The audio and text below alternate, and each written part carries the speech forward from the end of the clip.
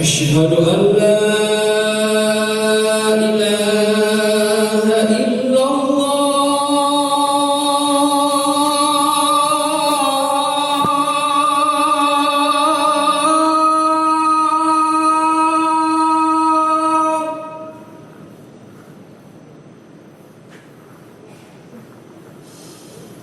أشهد أن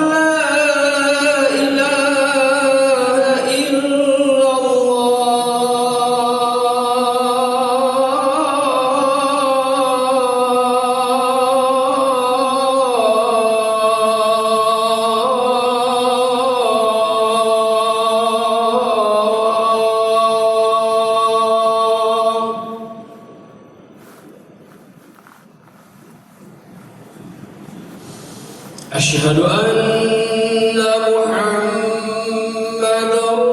رسول الله.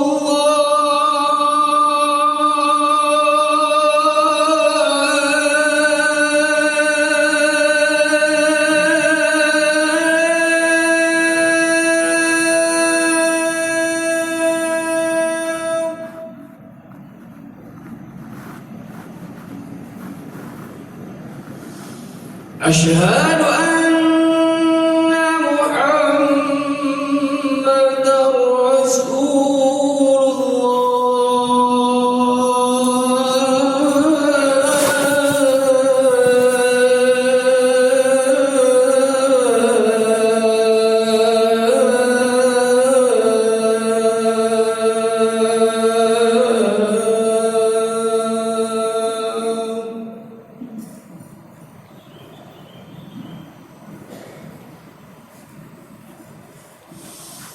حي على الصلاة.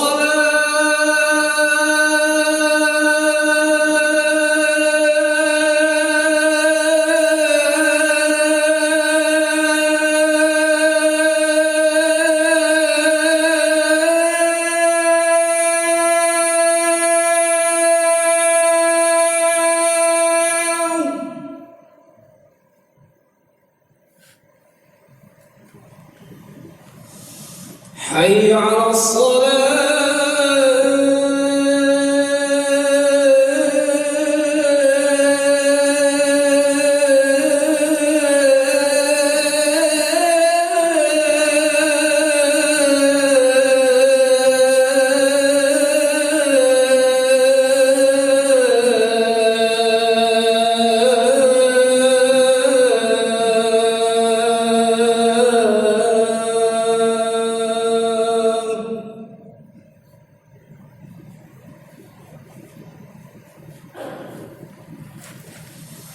حي على الفلاح.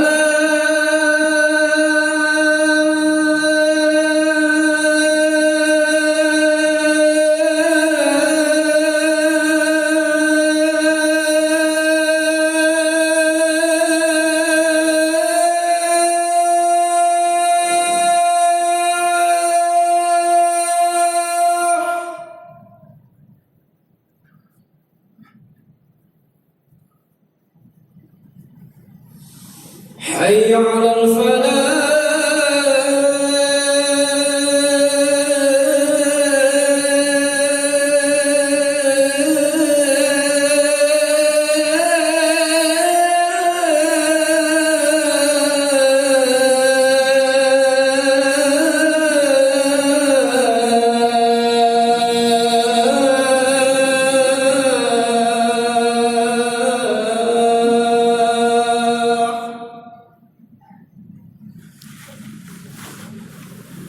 الله أكبر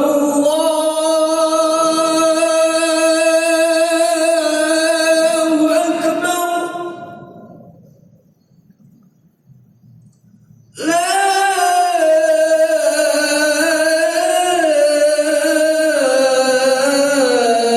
إله إلا الله.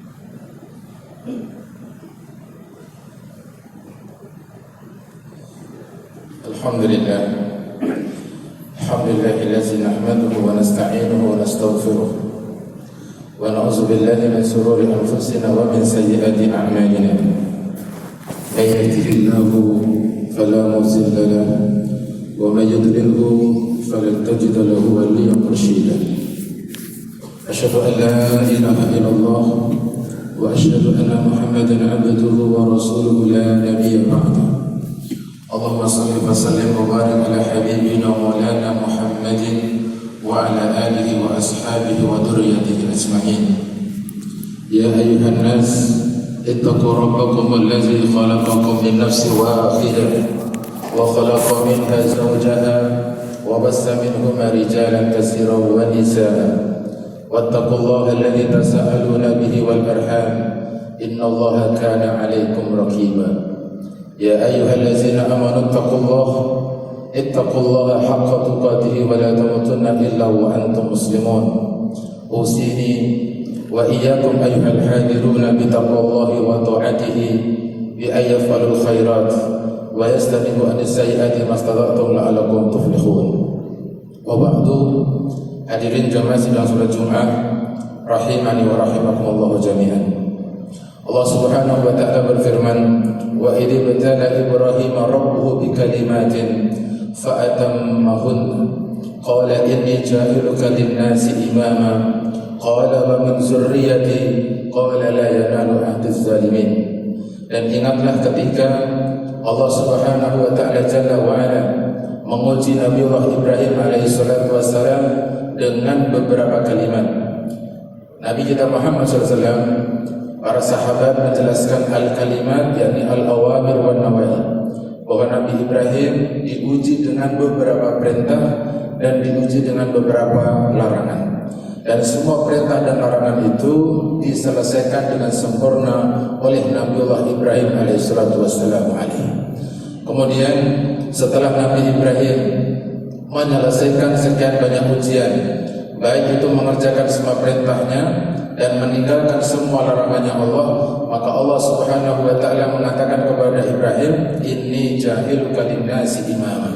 Ibrahim, saya akan mengangkat engkau, saya akan menjadikan diri engkau sebagai imamnya seluruh manusia. Jadi bukan imam parsial, bukan imam keagamaan, tapi seluruh manusia imamnya dan Nabi Ibrahim alaihi salatu wassalam. Kemudian Nabi Ibrahim pada waktu itu mengajukan kepada Allah, qala wa min dzurriyyati, bagaimana kalau keimaman ini, kepemimpinan ini, keteladanan ini juga kau berikan kepada seluruh keturunan saya.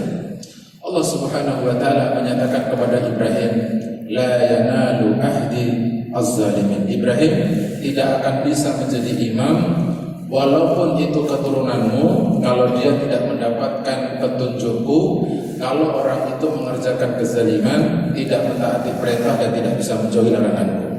Hadirin jamaah sidang salat Jumat yang dirahmati Allah Subhanahu wa taala, Nabiullah Ibrahim diangkat oleh Allah menjadi imam, menjadi pemimpin itu setelah menyelesaikan sekian banyak ujian. Nabi Ibrahim menjadi Khalilullah, kekasihnya Allah, setelah menyelesaikan sekian banyak perintah melalui sekian banyak tahapan-tahapan. Sehingga ketika kita hendak meneladani kepemimpinan Ibrahim, bertanyalah kepada Nabi kita Muhammad sallallahu alaihi wasallam. Karena Nabi Muhammad sallallahu oleh Allah Subhanahu wa taala diberitakan untuk kita bahwa manusia yang bisa mengikuti Nabi Ibrahim secara sempurna adalah Nabi Muhammad sallallahu alaihi wasallam. Inna awlan nasi bi Ibrahim lallazina tabau wa hadzal nabi yakni Nabi Muhammad sallallahu alaihi wasallam. Sehingga yang sampai hari ini sering kita dengarkan, beliau sallallahu alaihi wasallam adalah menjadi imam, menjadi pemimpin, menjadi kepala negara, kepala agama, kepala rumah tangga, semuanya serba sempurna. Kesempurnaannya Nabi Muhammad SAW sebagai seorang pemimpin diabadikan di dalam Al-Quran surat 33 ayat 21. Allah Subhanahu wa taala menyatakan, laqad kana lakum fi rasulillahi uswah hasanah liman kana yarjullaha wal yawmal akhir wa dzakarallaha katsiran. Sungguh ada di dalam pribadi Rasulullah SAW keteladanan yang sempurna, keteladanan yang terbaik fi anfus, di dalam jiwa Nabi, pekerjaannya Nabi, hatinya Nabi, perilakunya Nabi, semuanya menjadi keteladanan.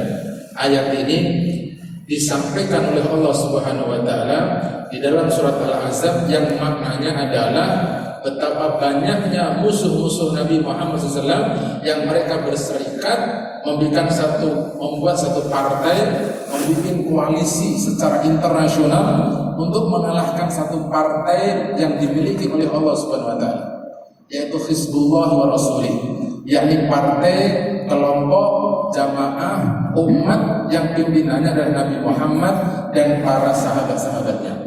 Tetapi alhamdulillah di dalam perang Al-Ahzab, perang yang dikuasai oleh banyak koalisi, tetap dimenangkan oleh Nabi kita Muhammad Sallallahu Alaihi Wasallam. Sehingga Al-Imam Ibnu Katsir ketika menjelaskan ayat ini mengatakan, hada asrun azim fi ta'silihi wa taqlihi Sallallahu Alaihi Wasallam.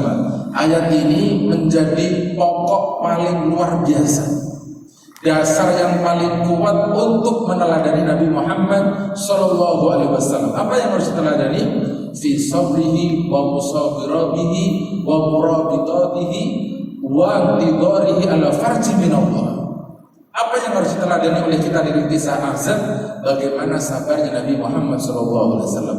Musuhnya banyak, mereka berjamaah untuk mengalahkan diri beliau, tetapi karena bergantungnya kepada Allah Subhanahu wa taala ada kemenangan. Bagaimana beliau yang nomor 2 di sini disebutkan musabirihi, keteguhannya Nabi Muhammad SAW di tengah penderitaan, kesengsaraan, rakyatnya yang baru sedikit, sahabatnya juga baru sedikit, pengikutnya sedikit, tetapi musuhnya banyak sekali. Beliau tetap teguh hati, percaya bahwa Allah akan memberikan pertolongan kepada Nabi Muhammad SAW. Lalu yang nomor 3, beliau dikabarkan di dalam ayat ini bahwa beliau itu intidaru al-faraju minallah. Bagaimana beliau sallallahu alaihi wasallam itu sanggup menunggu penyelesaian dari Allah Subhanahu wa taala. Inilah seorang pemimpin. Pemimpin yang selalu menghadirkan kenyamanan, penyelesaian dengan kecerdasannya, dengan ilmunya, dengan pengalamannya, akhirnya menyelesaikan permasalahan umatnya. Hadirin jamaah sidang salat Jumat yang dirahmati Allah Subhanahu wa taala. Beliau sallallahu alaihi wasallam di dalam perang Ahzab, beliau masih mengerjakan salat berjamaah. Inilah seorang pemimpin. Pemimpin itu selalu tunduk kepada Allah dan memerintahkan kepada seluruh umatnya untuk berjamaah tetap di belakangnya sebagai seorang pemimpin. Sehingga salat yang selalu ditegakkan, salat yang selalu dilakukan oleh Nabi Muhammad SAW itu yang bisa kita wariskan kepada generasi sesudahnya. Mari kita hadirkan generasi yang cinta baik di dalam mengerjakan salat. Sehingga Nabi Muhammad SAW untuk menghadirkan orang yang salatnya baik sudah dari kecil diajarkan. Sampai Nabi kita Muhammad SAW memerintahkan kepada kita, murru auladakum bis-shalah inda balagha sab'u sinin wadribuhum inda balagha asru sinin. Kalian perintahkanlah kepada anak-anak kalian untuk menegakkan salat ketika anak itu sampai usia 7 tahun. Dari kecil 7 tahun disuruh memerintahkan menegakkan salat. Kata perintah ini diabadikan oleh Allah Subhanahu wa taala. Di dalam surat Thaha Allah Subhanahu wa taala berfirman khusus buat Nabi Muhammad, wa'mur ahlaka bis-sholati wastabir 'alaiha. Muhammad, engkau perintahkanlah kepada keluargamu untuk menegakkan salat. Hadirin, ayat ini diturunkan Nabi Muhammad SAW pada waktu itu sedang mengalami al-khasasah. Karena Rasulullah SAW idza asabahu al-khasasah. Jadi Nabi SAW pada waktu itu sedang ditimpa al-khasasah. Al-khasasah yakni al-maradu, al-dayyiqu, al-faqru, al-hadam.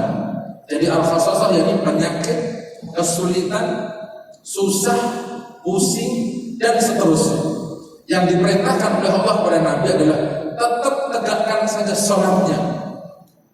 Kalau kita melarinya ke hari ini, pandemi dalam tanda kutip, maka pandemi bisa diselesaikan dengan menegakkan sholat otomatis. dengan tetap beribadah berjamaah yang masih pakai teknis yang sudah diistihadkan oleh negara. Istihadnya negara ini harus diapresiasi karena istihadnya negara adalah bagian dari kepemimpinan karena kecerdasannya adalah istihad. Tapi sholatnya dikerjakan dengan sebaik mungkin sesuai dengan petunjuk yang disampaikan Nabi kita Muhammad SAW. Akhirnya apa? Allah Subhanahu Wa Taala memberikan jaminan kepada Nabi lengkap dengan keluarga dan umatnya. Muhammad, kamu tidak usah minta rezeki kepada saya.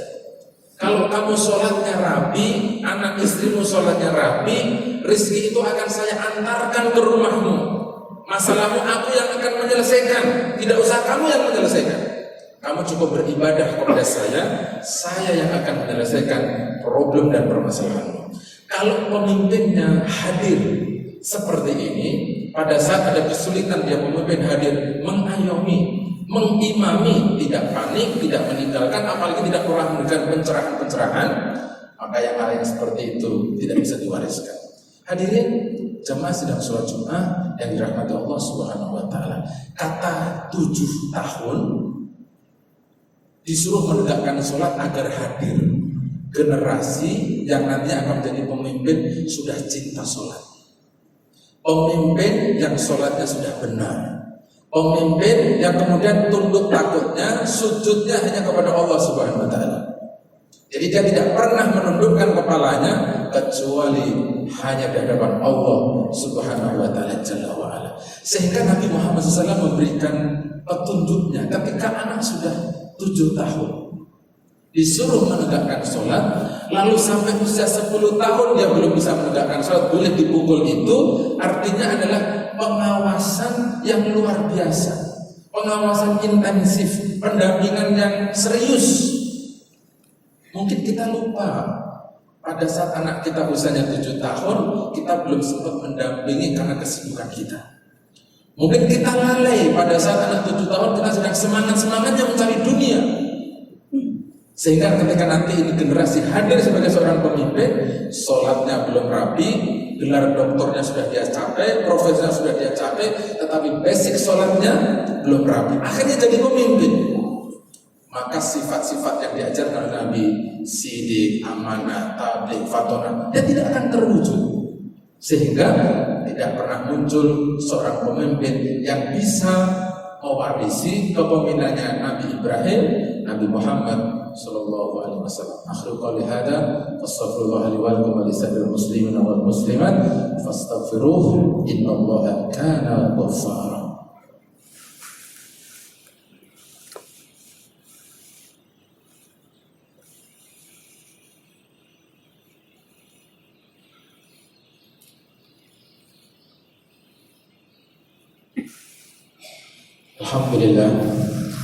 Alhamdulillahirabbil alamin, wassalatu wassalamu ala asyrafil anbiya'i wal mursalin sayyidina wa habibina wa maulana Muhammadin wa ala alihi wa ashabihi wa dzurriyyatihi ajmain.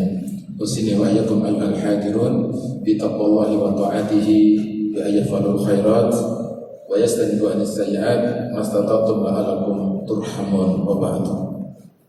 Nabi Muhammad sallallahu alaihi wasallam adalah teladan yang paling baik dan paling sempurna.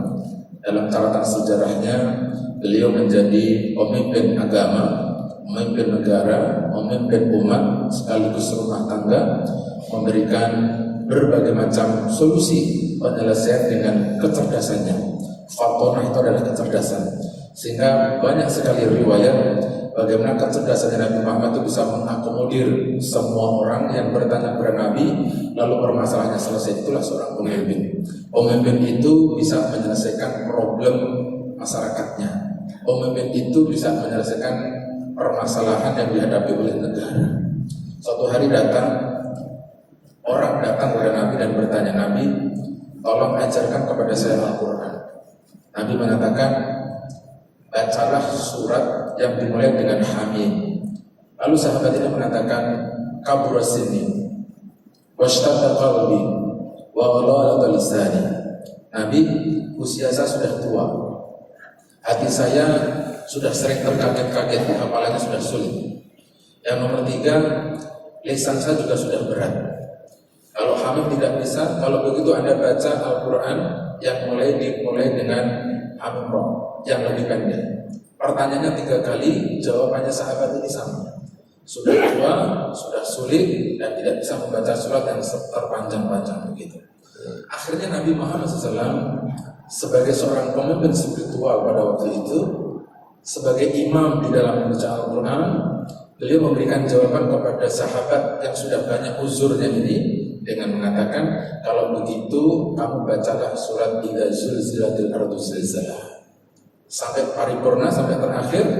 Lalu sahabat yang mulia ini mengatakan kepada Nabi, saya tidak akan pernah belajar Al-Quran setelah kau menjelaskan ayat ini untuk saya. Artinya sahabat Nabi Muhammad SAW, Nabi Muhammad sebagai presidennya, pemimpin umatnya, memberikan solusi. Kalau ada orang sudah tua, banyak uzurnya, banyak penyakitnya, lalu dia tetap pengen akrab, kenal, senang dengan Al-Quran, ada solusinya. Jadi tidak bisa diberat-beratkan, baca saja yang paling pendek.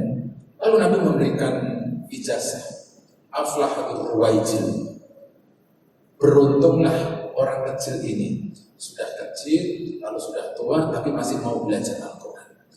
Kalimat hadis sahih yang diriwayatkan oleh Imam Ahmad ini, kalau kita renungkan terus sampai dalam, berarti Nabi Muhammad itu pemimpin yang tidak pernah menyusahkan rakyatnya, seperti apapun rakyatnya. Dalam kasus yang lain, misalnya ada seorang tua tidak pengen masuk surga, dikasih solusi sama Nabi dengan jawaban-jawabannya yang menyenangkan dan menggembirakan. Itulah karakter kepemimpinan yang bisa diwariskan untuk generasi berikutnya. Pada akhirnya, mari kita berdoa kepada Allah Subhanahu Wa Taala, semoga negeri di mana kita hidup dan kita tinggal di Indonesia dianugerahi oleh Allah Subhanahu Wa Taala seorang pemimpin yang luar biasa, setidaknya bisa mendekati kebaikannya Nabi Ibrahim, bisa meneladani kebaikannya Nabi Muhammad sallallahu alaihi wasallam. Allahumma ighfir lil mu'minina wal mu'minat wal muslimina wal muslimat al ahya'i minhum wal amwat innaka sami'un qaribun mujib da'wati wa yaqadi al hajat. Allahumma ansur al islam wal muslimin wa ahlik al kafarata waz zalimin wa ansurna alladhina yujahiduna fi sabilika ya rabbal alamin. Allahumma adfa' 'anna al bala'a wal waba'a wal fahsya wal amra wal fitana wasyada'id wal mihan ma dhahara minha wa ma batana min baladina hadha khassa wa min buldan muslimin 'amatan ya rabbal alamin. Allahumma nas'aluka mujibata rahmatik wa azaima maghfiratik wa salamata min kulli ismin wal ghanimata min kulli bir wal fawza bil jannati wan najata minan nar. Rabbana atina fid dunya hasanah wa fil akhirati hasanah wa qina adzaban nar.